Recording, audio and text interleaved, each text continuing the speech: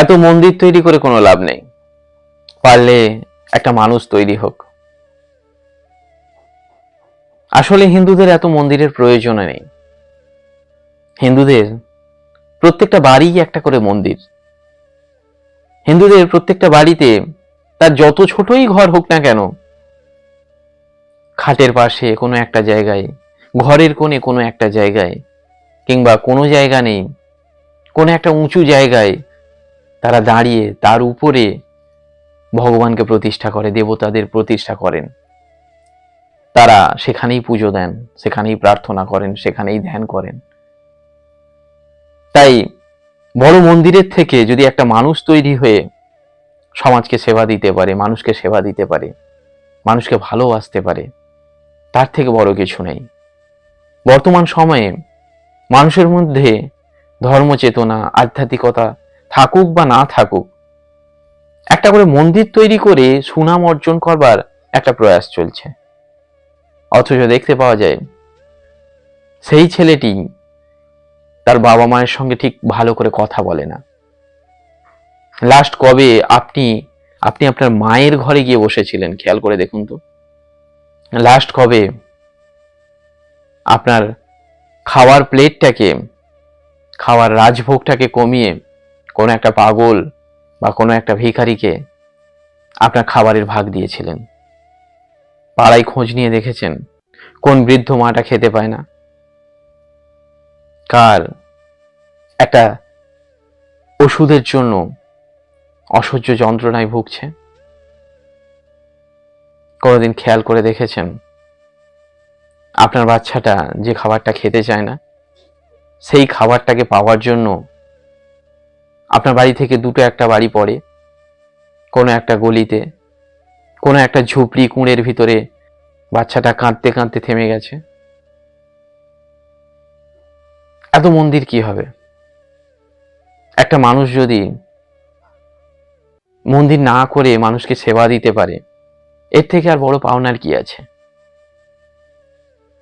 সেবা আপনার বাড়ি থেকেই শুরু হোক। আপনার যদি অনেক অর্থ থাকে আর আপনার ভাই যদি সেভাবে প্রতিষ্ঠিত না হয়, তাহলে সেবাটা আপনার বাড়ি থেকেই শুরু হোক না।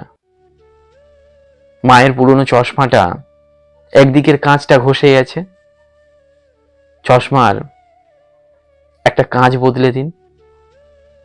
শীতের সময় দেখুন অনেক মানুষ আছে যাদের শীতের পোশাক নেই, চেষ্টা করে তাদেরকে সাহায্য করুন। বহু মানুষ আছে যার মধ্যে অনেক ট্যালেন্ট আছে,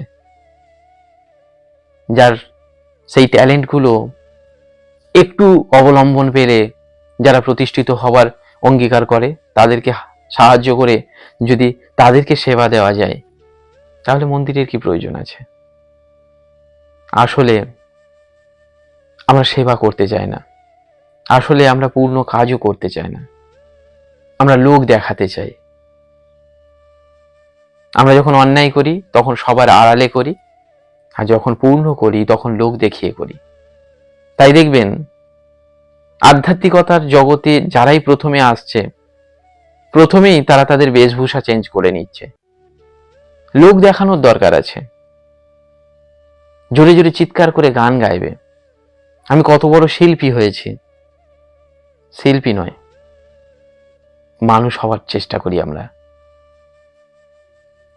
আধ্যাত্মিকতার জগতে এসে হয়তোবা যেটা আপনার ঘরের কোণের প্রার্থনা করবার দরকার ছিল, ঘরের কোণে বসে যেটাকে আপনার ধ্যান করার দরকার ছিল, ঘরের কোণের বসে যেখানে ভগবানের সঙ্গে যোগসূত্র তৈরি করবার কথা ছিল, সেটাকে লোক জানিয়ে এত বেশি সুনাম অর্জন না করে যদি সবার আড়ালেই আপনার মধ্যে আধ্যাত্মিকতার জন্ম নেয়, আর আপনার মধ্যে সেবা করার ভাব যদি জন্ম নেয়, তাহলে এটাও কম আধ্যাত্মিকতা নয়।